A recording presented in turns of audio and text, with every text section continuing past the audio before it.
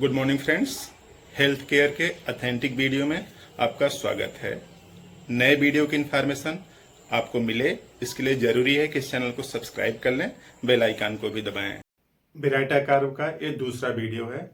इस वीडियो में बात करते हैं हम लोग ओल्ड एज के जो सिम्टम्स हैं वो किस तरह के होते हैं और इस मेडिसिन को कैसे लिया जाए। छोटे से वीडियो में काम की बात समझते हैं। तो देखिए, इसके ऊपर जस्ट एक वीडियो है विराइटाकार के बारे में। विराइटाकार बेहतरीन मेडिसिन है, छोटे बच्चों के लिए भी और ओल्ड एज के लिए भी। यानी यूँ समझ लीजिए कि जब बॉडी में चेंज ज़्यादा हो रहे हैं, अब बॉडी में चेंज ज़्यादा छोटे बच्चों में होते हैं या फिर ओल्ड एज में। छोटे बच्चों में जो चेंज होते हैं वो कंस्ट्रक्टिव चेंज होते हैं और जो ओल्ड एज में जो चेंज होते हैं वो डिजेनरेटिव चेंज होते हैं। तो यूँ समझ लीजिए जिनकी एज 60+ 70 के आसपास हो चुकी है, उनके शरीर में डिजनरेशन वाले प्रोसेस थोड़े तेजी से चलने लगते हैं तुलना में कंस्ट्रक्शन के प्रोसेस में। बेसिकली होता क्या है कि देखिए, शरीर में कुछ सेल्स हमेशा बनती रहती हैं और उसी के एवज में कुछ सेल्स टूटती रहती हैं। यानी ये प्रक्रिया साथ साथ चलती रहती है। करोड़ों सेल एक सेकंड में टूट रही हैं और वही करोड़ों सेल एक सेकंड में बन रही है। इस तरह से बॉडी मेंटेन रहती है। छोटे बच्चों में क्या होता है कि बनने की रेट फास्ट होती है और टूटने की रेट स्लो होती है। ये बनने की रेट है, टूटने की रेट है। और जिनकी एज 21 के प्लस हो चुकी है, 21 साल के आसपास है, तो बनने की रेट और टूटने की रेट बराबर होगी। और ओल्ड एज में अगर बात करें तो ओल्ड एज में बनने की रेट कम हो गई है और टूटने की रेट ज्यादा है। यानी ये बनने की रेट है और ये टूटने की रेट है। तो यूं समझ लीजिए कि सेनाइल एज आ गई है, यानी 65+ के आसपास हो गए हैं, तो बॉडी में वीकनेस आने लगती है। कारण उसका क्या है कि जो सेल्स हैं नई उतनी क्वालिटी की नहीं बन पा रही हैं जितनी क्वालिटी की पहले कभी बना करती थी। तो इस तरह से बॉडी में वीकनेस तो प्राइमरी सिम्टम्स है, उसके साथ साथ स्वेलिंग आ जाती है प्रोस्टेट में, टेस्टिस में, या इस तरह से जो ब्रेन की जो सेल्स हैं उसमें धीरे धीरे डिमेंशिया जैसी सिचुएशन आने लगती है, यानी भूलने की बीमारी आने लगती है। तो ओल्ड एज में जल्दी से ठंड लगना कॉमन है। तेज सुनना या कमतर सुनाई पड़ना ये भी कॉमन है। तो इसी तरीके का कुछ इंडिकेटर सिम्टम्स हैं विराइटाकार के, जो कि ओल्ड एज में बेहतर तरीके से रिस्पांस करते हैं। तो very sensitive to cold, cold के लिए सेंसिटिविटी ज्यादा है। जो बच्चा था वो भी बहुत सेंसिटिव था और यहाँ भी बहुत सेंसिटिव है। तो सेंसिटिविटी ज्यादा है कोल्ड के प्रति, क्योंकि बॉडी के अंदर हीट कम है, एनर्जी कम है। तो loss of memory and mental weakness, जल्दी से भूल जाना या फिर कुछ चीजों को रिकॉल न कर पाना। और एक कारण क्या है, सेनाइल डिमेंशिया। इस सबको होता है ओल्ड एज में। कुछ लोगों को फास्ट जो इंटेंसिटी में दिखता है तो कुछ लोगों को कमतर दिखता है। तो सेनाइल डिमेंशिया, भूलने की बीमारी, याददाश्त कमजोर हो जाना।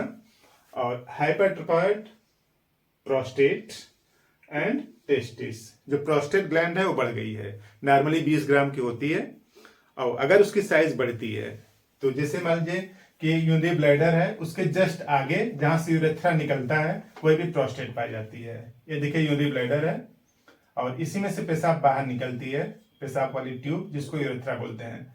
यही पे है प्रोस्टेट। ये पेशाब की थैली है। तो अब इसमें अगर सूजन आ गई है, सूजन आ गई तो इस पे प्रेशर डालता है। इस तरह से जब प्रेशर डालता है तो ये सकरा हो जाता है यहाँ पे, और जब सकरा हो जाता है तो थोड़ा सा ही पेशाब भरता है इस ब्लैडर में, तो उसको निकालना पड़ता है।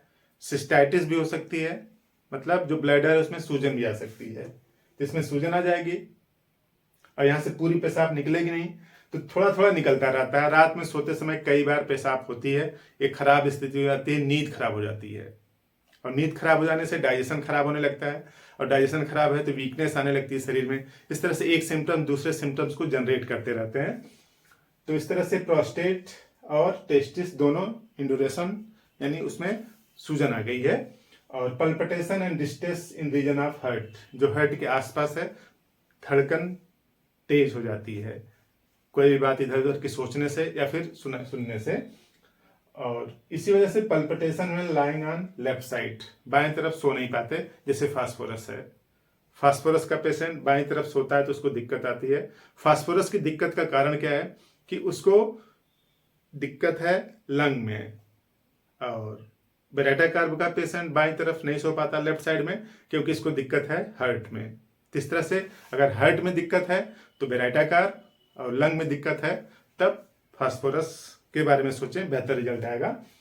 तो इस तरह से पल्पिटेशन में लाइंग ऑन लेफ्ट साइड। और बर्निंग इन यूरेथ्रा ड्यूरिंग मिट्यूरेशन, जब पेशाब करते हैं तब जो यूरेथ्रा है यानी ये वाली जो नली है इसमें जलन होती है।